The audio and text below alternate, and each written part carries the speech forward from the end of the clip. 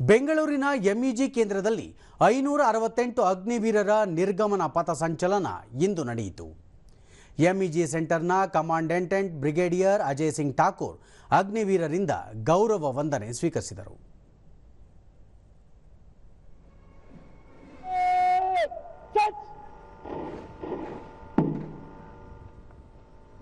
मंच पर आकर परेड की सलामी लेंगे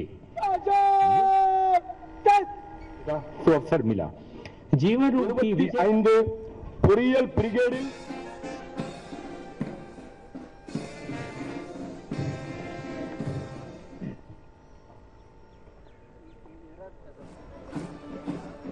आ रहे हैं अग्निवीर हरीश